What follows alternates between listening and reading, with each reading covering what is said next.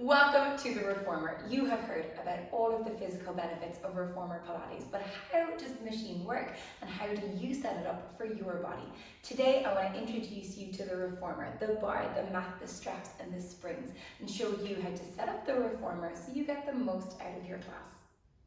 The first thing you're going to want to set up on your Reformer is the foot bar. We move the foot bar depending on how tall or not so tall you are. Your teacher will be able to advise where your foot bar should be. But if we look down here, you'll see that there are 3 holes showing to the side. That is how we set the foot bar length. For me, I need just 1 hole showing at the side. In order to adjust the bar, you pull out the 2 stoppers, slide the bar forwards, hold onto the bar, and then click it into place. You'll want to make sure that you hear that click so that your bar is set and ready to go. To move the bar back, you pull the balls out from the side, slide, and listen for the clicks again. Always ask your teacher what foot bar setting you should have, and they will be able to advise you at the beginning of class. We use the straps in our hands and in our feet, and sometimes we need to adjust the length of the straps. Here's how you do it. Your teacher will always advise where you should position your straps. The usual places are the shoulder posts or this peg behind the shoulder post. If I want to shorten the strap, I put either the short or the long strap, you don't need to worry which, your teacher will tell you, around the peg, pull, and then your strap is shortened and ready to go. In order to lengthen the strap again, you remove the rope from the cleats, pull the strap through, pop it around whatever your measure is. I'm going to use this shoulder post here, and then pull through and make sure it's nice and tight. The springs and the resistance that they provide are the key to a Reformer workout. But what do they mean?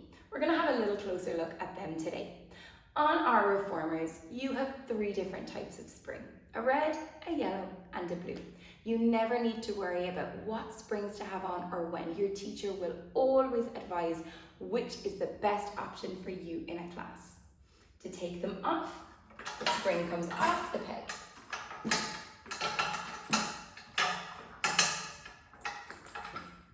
It's important to know that when you've got no springs attached, that Reformer will move freely. So before you come down onto the Reformer, make sure you have at least 1 spring attached.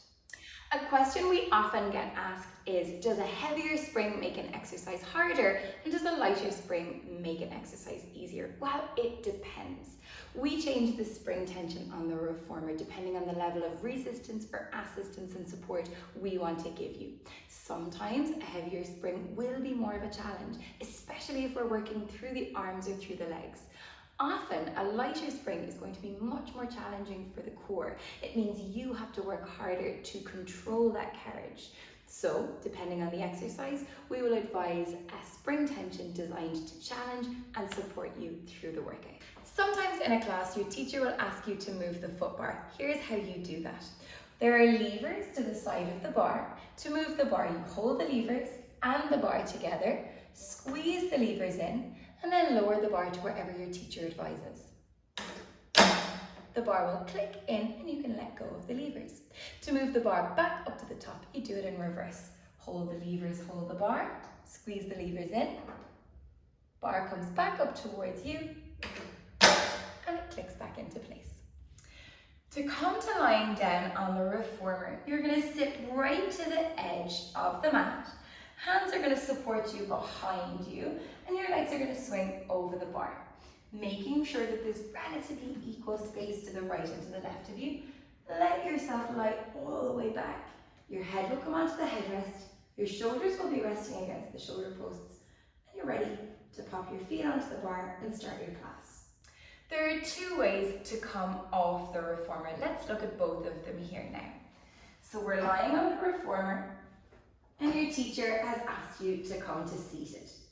You can swing your legs over the bar, use your hands and roll yourself up to seated, and then swing the legs over the bar from here. Or from lying down on the Reformer, you can take your hands to the shoulder post, roll yourself to one side, and then pop your feet to the floor using your hands to assist you on the way up.